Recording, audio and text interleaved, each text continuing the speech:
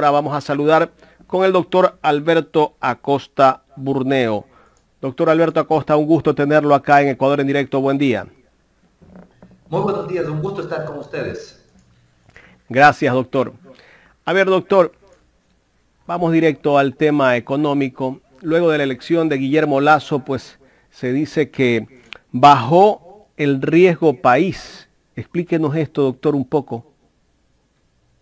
Bueno, vemos que la primera reacción, todavía Guillermo Lasso no se ha posesionado, pero los mercados, al enterarse de que era Guillermo Lasso el ganador, eso despertó un optimismo a nivel de los mercados, de los inversionistas, y el riesgo país cayó en 400 puntos. De la noche a la mañana, al día siguiente amanecimos con un riesgo país de alrededor de 800 puntos, que es un descenso muy importante. ¿Y qué significa el riesgo país? Porque algunos dirán, ¿y eso qué importa? El riesgo país refleja qué tan riesgoso le ven los inversionistas al Ecuador, y al final del día eso está reflejado en la tasa de interés que tiene que pagar el país cuando se endeuda. Entonces, si es que un país es riesgoso, la tasa que le cobran es cara, es alta, las tasas de interés son altas. Si un país es responsable, es un país que sabe manejar bien sus cuentas, entonces la tasa de interés que le cobran es baja. Es una excelente noticia para el país que haya caído el riesgo país. Significa que gradualmente va a ser mucho más barato el financiamiento. Todavía hay un camino por recorrer. 700 puntos sigue siendo un riesgo país elevado. No podemos olvidar que Colombia y Perú tienen niveles de riesgo país de entre 100 y 200 puntos. Pero es una gran noticia que se haya dado este descenso y que haya este optimismo que ya también está traspasando las fronteras, y un optimismo interno a nivel de los inversionistas que dicen este es un país que ha dado un giro en su política económica, que está abandonando el populismo económico y que se va hacia políticas responsables que generen bienestar. Correcto. Doctor, ¿cuáles serán los retos que le toca asumir apenas se posesiona el nuevo presidente de la República? El Ecuador tiene una triple crisis que debe ser enfrentada. Tiene una crisis fiscal que viene arrastrada desde la bonanza. Tiene una crisis productiva, un país que se volvió caro para producir, caro para consumir, y tiene una crisis sanitaria provocada por la pandemia que aceleró todos los problemas, aceleró la destrucción de empleo, etc. El gobierno lo que tiene que hacer, lo primero, la prioridad y el prerequisito para cualquier reactivación económica es un programa de vacunación sólido, acelerar la vacunación de la población, vacunar, vacunar y vacunar. Sin vacunación no va a haber reactivación productiva, no va a haber recuperación de empleos. Segundo, hay que corregir los incentivos. Lamentablemente en el país se crearon incentivos perversos. Uno de esos es el castigar la inversión. Somos un país que castiga la inversión. La carga corporativa, es decir, lo que se paga cuando uno invierte en el Ecuador, alcanza 42,6%, cuando el promedio regional es de 32,6%, 10 puntos menos que en el Ecuador. ¿Qué mensaje le damos al inversionista? Si usted quiere invertir, piénselo bien. Le recomendamos que se vaya a Colombia, a Perú, a cualquier país, pero al Ecuador no venga porque aquí le vamos a sacar la cabeza. Esto es a nivel de los grandes inversionistas, locales e internacionales. Ahora no se diga a nivel de los pequeños inversionistas a los que les decimos, si usted se pone un microemprendimiento, incluso si usted tiene pérdidas, usted igual le tiene que pagar impuesto a la renta, 2% sobre sus ventas. ¿Qué estamos diciendo con eso? A mí no me importa si usted pierde o gana, usted paga impuestos de cualquier manera. Cuando el impuesto a la renta se paga solamente si es que hay renta, pero si no hay renta, es matarle al emprendimiento. Entonces hay que corregir esos incentivos, es urgente. También en el tema de productividad, que era la segunda crisis que mencionaba, necesitamos devolverle competitividad al Ecuador. No puede seguir siendo un país caro, y para eso hay que abrir el Ecuador al mundo, nuevos mercados para los productos ecuatorianos, reducir trámites y regulaciones excesivas que encarecen la producción. Por el lado fiscal, que era la crisis también, una de las crisis que mencionaba, es necesario priorizar el gasto, corregir la crisis fiscal enfocando el gasto en lo que realmente importa. ¿Y qué es lo que importa? El ciudadano. Salud, educación, seguridad. Eso le cambia la vida al ciudadano. Que tengamos una empresa de ferrocarriles no nos cambia la vida a nadie. Que tengamos una empresa pública de aviación no nos cambia la vida a nadie. Que tengamos, y así, infinidad de actividades del Estado que no están enfocadas en el ciudadano, que desvían los recursos hacia otros usos cuando los recursos fiscales son escasos y tienen que ir a lo que realmente le cambia la vida al ciudadano, que es salud, educación y seguridad. Al presidente de la República, de alguna manera, le toca enfrentar una situación bastante compleja por todo esto de la pandemia, que no solamente el Ecuador está atravesando una crisis, sino creería yo que son casi todos los países del mundo. Él ha propuesto darle 2 millones de empleos a los ecuatorianos. ¿Será posible cumplir con este tipo de propuestas, economista Alberto Acosta? Es un desafío porque hay que darle la vuelta a los incentivos del Ecuador. El Ecuador tiene que entender que la única manera de generar empleo es a través de incentivar la inversión, porque la inversión incrementa la producción y para producir hay que contratar más personal. Entonces, la única manera de generar estos 2 millones de empleos que se han prometido es a través de un choque importante de inversiones. Y eso se logra también con un choque de confianza. Vemos que el inicio es un buen augurio. Sin haberse posicionado, ya los mercados internacionales demuestran su confianza en el cambio de rumbo del Ecuador. Dicen que es excelente que el país haya abandonado el populismo económico, esa política del pan para hoy y hambre para mañana, y que se enfoque en una política de generación de bienestar sostenible y responsable, como lo han hecho los países que ahora son desarrollados. Eso es un primer cambio positivo. Ahora esa confianza tiene que verse ratificada a través de las medidas económicas que se adopten de manera inmediata apenas se posesione el gobierno, para poder generar ese ambiente propicio para la inversión. Si el Ecuador se transforma en ese oasis de inversión, evidentemente que se van a poder crear esos 2 millones de empleos y muchos más. Pero el gran desafío es transformar al Ecuador en un oasis de inversión, en donde la gente diga, en el Ecuador hay que invertir. En ese lugar yo quiero tener mi plata. Y para eso hay que seguir solucionando algunos problemas importantes que tiene, algunas trabas, como es, por ejemplo, el impuesto a la salida de divisas, que bloquea el ingreso de capitales. Con las tasas de interés que existen en el Ecuador tan altas, sin un impuesto a la salida de divisas, los capitales estarían depositándose en el Ecuador. ¿Qué más quisieran los peruanos, los colombianos, que invertir en dólares y tener rendimientos gigantescos como los que se puede obtener en el Ecuador cuando uno deposita un dinero en una cooperativa o en un banco o en el mercado de capitales? Entonces, y el resultado de liberar ese flujo de capitales sería que las tasas en el Ecuador caerían. Entonces, eso es parte de las medidas que hay que tomar. Hay que tomar algunas medidas importantes para volverle al Ecuador un lugar atractivo, seguro para la inversión, y eso va a generar un círculo virtuoso que va a desembocar en los empleos, más empleo y más bienestar. ¿Cómo tomar las declaraciones que dio el presidente electo Guillermo Lasso antes de ayer, donde le dijo a los empresarios que tienen que pagar los impuestos, porque hay muchos empresarios que no están pagando los impuestos de lo que ellos reciben? En un Estado de Derecho todos tienen que cumplir la ley.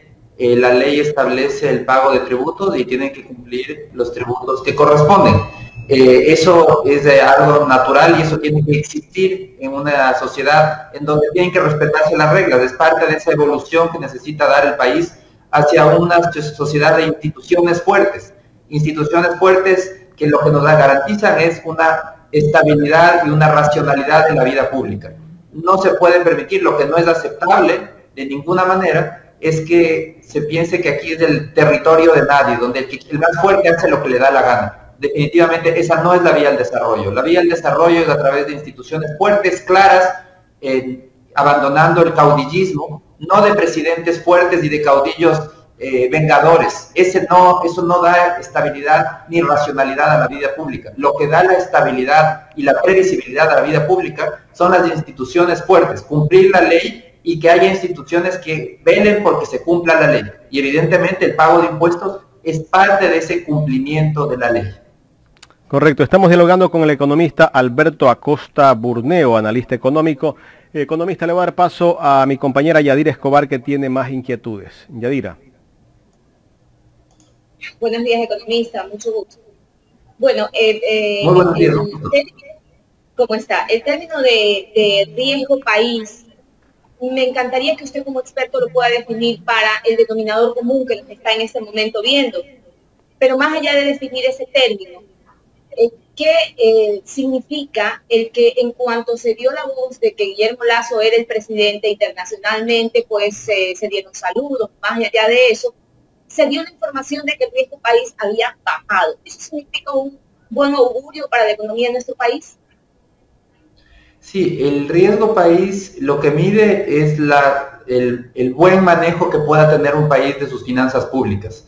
Los inversionistas dicen, si es un país irresponsable, farrista, que le gusta gastar, le gusta endeudarse, pero después del rato de pagar dice, no me gusta, no quiero pagar, que esa ha sido la historia del Ecuador. No podemos olvidar que la última ocasión que dejamos de pagar la deuda fue en 2008 durante el presidente Rafael Correa. A pesar de que había dinero, Rafael Correa dijo, no, yo no quiero pagar la deuda.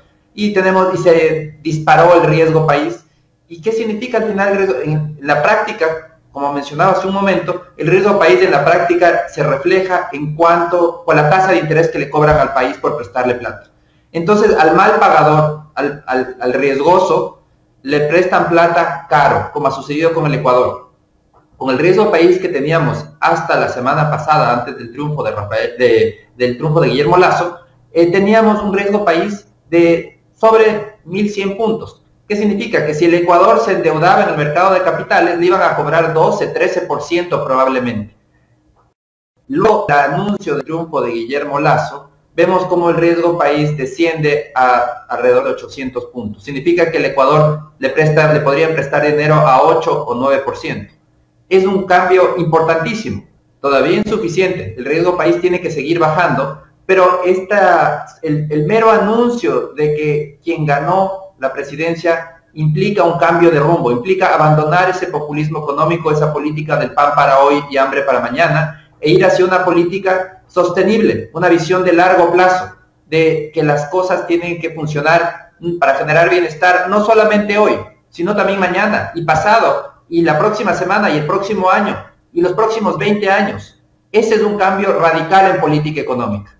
El abandonar esa visión de me gasto toda la plata hoy y mañana ya veré qué pasa, a la política de hoy día voy a tratar de generar bienestar y mañana también y en adelante, porque el bienestar tiene que ser sostenible. No nos sirve de nada generar bienestar hoy para estar el día de mañana en una situación tan compleja como la que nos ha tocado vivir ahora. Vivimos la segunda gran bonanza petrolera, que empezó en 2007, muy mal manejada, y el resultado, después de las grandes bonanzas del Ecuador, siempre termina en profundas crisis. Nos sucedió en los años 70, la primera gran bonanza petrolera, terminamos en gran crisis, 2 décadas de ajuste, alto endeudamiento.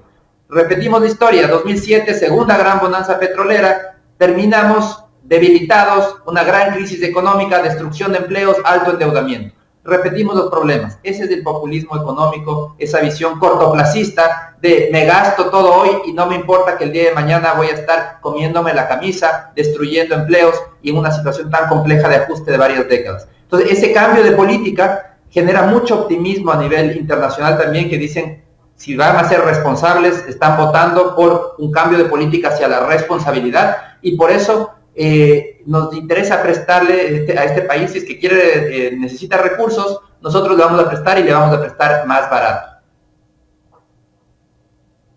Bien, economista, ayer en la primera entrevista que tuvo el actual presidente Guillermo Lasso, a través de la CNN, habló mucho sobre los cambios económicos que podría hacer durante esos primeros 100 días en el Ecuador. Entre esos pues estaba obviamente no hacer alza de impuestos, cubrir pues deudas que tiene con los GATS, sobre todo la vacunación, que es lo más importante, la salud, para poder luego, teniendo vida, luchar por la economía del país. Y todo esto son recursos, obviamente, que él debe de tener para poder cumplir sus ofrecimientos. El candidato Arauz pues había mencionado también ofrecimientos económicos y obviamente él mencionaba pues que lo iba a tomar de las arcas del Banco Central. En este caso, Guillermo Lasso, ¿qué va a hacer o de qué manera va a financiar todos esos ofrecimientos, como también el alza del sueldo hasta $500, aunque va a ser paulatino, pero de qué manera lo va a lograr económicamente? Hay dos fuentes. Una, la fuente inmediata es garantizar el financiamiento internacional. Con una presidencia de Lasso tiene un mayor poder de negociación con el Fondo Monetario Internacional y con los organismos multilaterales para garantizar un financiamiento en condiciones más baratas, condiciones de plazos más largos. Vemos también que probablemente pueda regresar al mercado de capitales mucho más pronto, porque el riesgo país ya lo permite. Ya le pueden prestar a tasas más bajas, significa que ya hay cómo retornar al mercado de capitales. Entonces esa va a ser una opción de financiamiento, y la otra parte del esfuerzo va a venir sobre todo por el lado de priorizar gasto, gastar en lo que realmente importa, y eso implica dejar de gastar en lo que no le cambia la vida al ciudadano, controlar la calidad del gasto y controlar la transparencia en el gasto, la corrupción. Esas son las vías para poder generar el resto del financiamiento, que se da más bien por un lado del ahorro en el gasto que no le cambia la vida al ciudadano, que no es invertir en el ciudadano. Yo creo que van a ser por esas dos vías que va a poder tomar el financiamiento, y es una excelente noticia que ya no se vaya a tomar el dinero de los depositantes, que es lo que planteaba Andrés Arauz, cogerse la plata de la gente que habían depositado en las cooperativas y que habían depositado en los bancos, porque una parte de lo que uno deposita en una cooperativa y en un banco, por ley, se va al Banco Central. Y esa era la plata que se quería gastar Arauz. ¿Y qué iba a pasar el día de mañana cuando nosotros, los ciudadanos, vayamos a retirar nuestro dinero de la cooperativa o del banco y nos tenga que decir, ¿sabe qué? Arauz se adelantó y ya se gastó esa plata, no le puedo devolver, espéreme un ratito. Eso hubiese sido una política absolutamente irresponsable y poner en riesgo la dolarización. Afortunadamente, la vía de meterle la mano al Banco Central no se va a dar en estos 4 años, y esperemos que la ley que está en discusión en la Asamblea, la ley de defensa de la dolarización, se apruebe para blindar de manera definitiva, no solo por 4 años, sino de manera indefinida, blindar al Banco Central para que no haya esa tentación, para que un gobierno futuro, Guillermo Lasso ha dicho que no lo va a hacer, pero el día de mañana no sabemos quién va a venir, y lo importante es que ningún gobierno futuro le pueda meter la mano al Banco Central, porque eso es cogerse el dinero del público y es poner en riesgo la dolarización, algo que los ecuatorianos no queremos, porque los ecuatorianos valoramos la dolarización. Bien, el Fondo Monetario Internacional seguramente va a tener mejores relaciones con este gobierno de derecha, y para que podamos salir adelante en la economía, seguramente va a poder facilitar los recursos necesarios a este gobierno, pero eso sería mayores endeudamientos y sería como un círculo vicioso. ¿Qué opina usted de esto? ¿Esto va a continuar así? ¿De qué manera se va a poder solucionar para mejorar la economía del país? Mire, el Ecuador es un adicto, y así hay que entenderlo, un adicto al endeudamiento. Esta adicción empezó en la bonanza, cuando el gobierno de Rafael Correa empezó a gastar agresivamente, cuando el precio de petróleo estaba sobre $100 por barril. El gasto se elevó pensando que ese precio del petróleo del barril iba a ser permanente, pero la realidad es que ese precio era extraordinario y que no duró mucho tiempo. Los precios volvieron a la normalidad, pero incluso antes de que el precio del petróleo vuelva a la normalidad, todavía estaba sobre $100 por barril. En 2013 el gobierno de Rafael Correa empezó una senda de agresivo endeudamiento. No le alcanzaba $100 por barril para su ritmo de gasto. Después ya vimos todas las consecuencias, obras sobredimensionadas, muchísima corrupción, etcétera, etcétera. Pero el hecho es que desde entonces acarreamos un ritmo de gasto excesivo, que cuando se acabó el precio del petróleo volvió a la normalidad, Rafael Correa decidió sustituir los ingresos petroleros por endeudamiento. La Mastercard, no podemos olvidar la Mastercard, que él mismo la mencionó.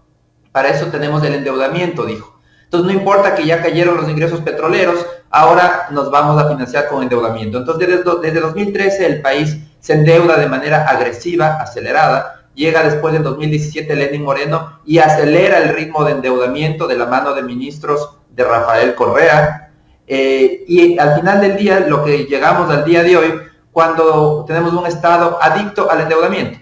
Y como a todo adicto no hay como quitarle la adicción de la noche a la mañana. Quitarle la adicción de la noche a la mañana implicaría cerrar la tercera o cuarta parte del Estado de la noche a la mañana. decir, se acabó, ya no hay plata para esto. Eso es imposible, sería contraproducente y provocaría un impacto económico y social gigantesco. Entonces, corregir los problemas tienen que hacerse de manera gradual.